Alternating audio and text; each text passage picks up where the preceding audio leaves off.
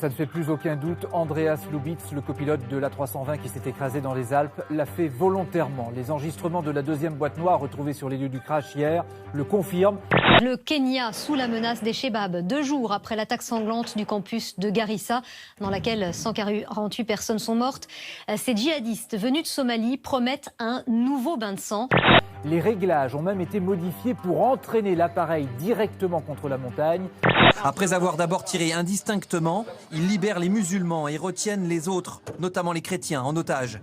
Ils leur ordonnent de nager dans les flaques de sang ou de téléphoner à leurs parents pour leur annoncer l'imminence de leur exécution, avant de les abattre pour de bon. 5 personnes viennent d'être arrêtées, soupçonnées d'être les complices des assaillants qui ont abattu toute la journée des étudiants avant de se faire exploser. Le pape François a notamment condamné la brutalité insensée de l'attaque au Kenya. Nous voyons Jésus en chacun de nos frères persécutés, décapités et crucifiés en raison de leur foi, sous nos yeux et sans que l'on réagisse. Un peu plus tôt, le pape François a prié allongé à même le sol dans la basilique Saint-Pierre. Les 4 lycéens âgés de 16 et 17 ans ont été interpellés par les gendarmes mercredi matin. Les 4 jeunes préparaient, semble-t-il, une action contre la mosquée de Montélimar. Une attaque à l'explosif, selon le quotidien Le Dauphiné Libéré. À chaque fois, ce sont des juifs qui sont tués parce qu'ils sont juifs, des chrétiens parce qu'ils sont chrétiens, et des musulmans parce qu'ils sont musulmans. La barbarie n'a pas d'âge, n'a pas de couleur, n'a pas de limite. Il n'est pas là. Il est 19h, il est toujours au lit. Donc je voudrais dire à tous les producteurs de cinéma qui un jour auront l'idée de faire travailler Joe Star, méfiez-vous parce qu'il ne vient pas. Il ne fait pas les promos. Oui, mais il est peut-être malade. Oui, c'est une hypothèse. Bah oui, on a le droit d'être malade. Il est peut-être défoncé aussi. Non. Valls, il est passé de oui, la République, c'est la France, et la France, c'est la République, et la République, c'est la France, et la République, c'est sans discrimination, sans stigmatisation, sans soupe à l'oignon et crouton. Olé homme, cambre-toi, olé, non madame, oui monsieur, comment vont les enfants, washrak labès, hamdoulillah. Nous sommes un parti politique, nous sommes au Parlement, et donc nous voulons participer aux responsabilités, y compris du gouvernement. Et la République, c'est la France. Et la France, c'est pas des espadrilles, olé olé, capitaine abandonné. Vu la branlée qu'on vient de se prendre, les électeurs nous envoient un signal qu'il faut écouter. Ils veulent Jean-Vincent Placé au gouvernement.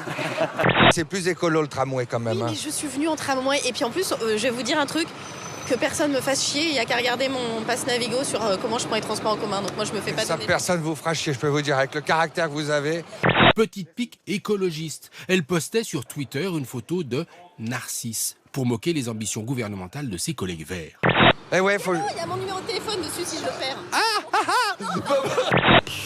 Qu'est-ce que vous voulez que je vous dise? Ah bah c'est bien, ça me va comme expression. Vous vous consolez avec des gens qui vont encore plus mal que vous. Je vois que vous avez un livre sur le Liban. Voilà.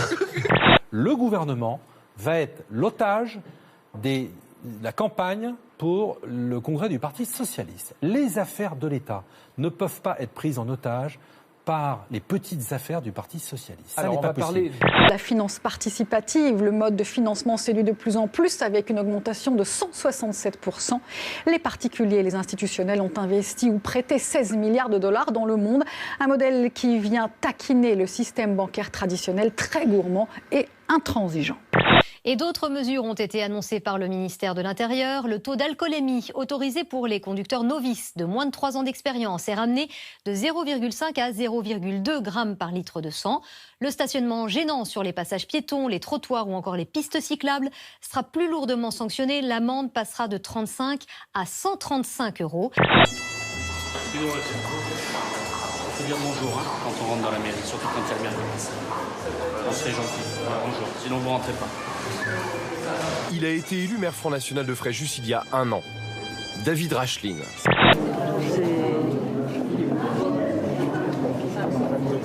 Tiens, ça ressemble à Hollande, ça. Alors ça discute beaucoup en ce moment à l'UMP. Le seul truc sur lequel tout le monde est d'accord, c'est qu'il faut que Nadine Morano continue à fermer sa gueule, on est d'accord?